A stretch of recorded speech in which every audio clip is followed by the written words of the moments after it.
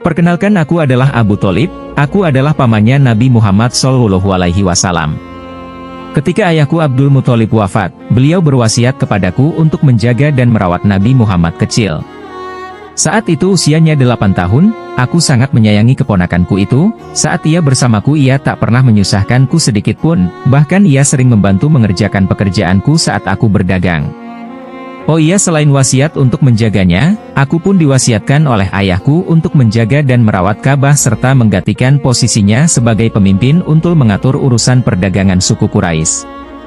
Kesetiaan dan kasih sayangku kepada Nabi Muhammad berlangsung cukup lama, yaitu selama lebih dari 40 tahun hingga aku wafat.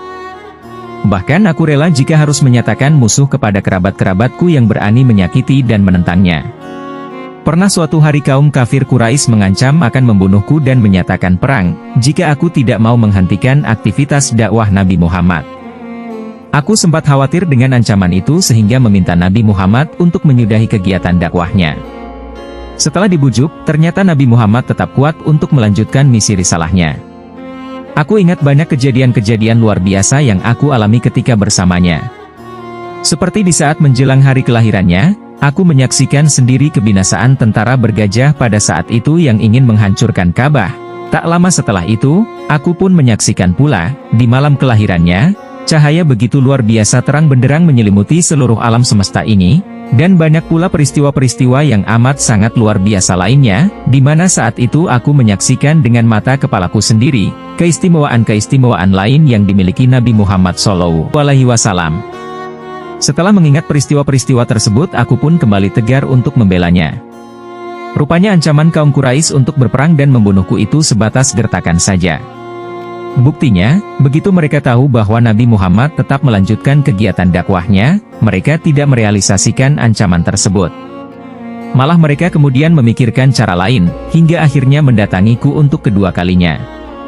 Kedatangan mereka kali ini dengan membawa Ammarah bin Walid bin Mughirah, seorang pemuda Quraisy yang paling tampan. Mereka membujukku untuk menukar Ammarah dengan Nabi Muhammad untuk dibunuh. Aku pun menolak tegas tawaran itu. Saat itu pun kaum kafir Quraisy pun pulang dengan kecewa. Ringkas cerita, aku jatuh sakit. Kian hari semakin parah, hingga tinggal hanya menunggu saat-saat kematian saja.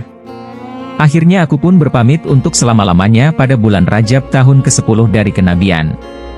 Pendapat lain mengatakan bahwa aku wafat pada bulan Ramadan, selang 3 bulan setelah wafatnya Siti Khadijah istri Nabi Muhammad. Demikianlah kisahku, mengenai status keimananku sendiri ketika wafat. Banyak dari kalangan ulama yang berbeda pendapat. Tetapi dari cerita video ini, mudah-mudahan ada pelajaran yang dapat kita petik, yakni keteguhan hati Nabi Muhammad adalah salah satunya, dan mudah-mudahan kelak kita semua mendapatkan syafaatnya di hari kiamat nanti.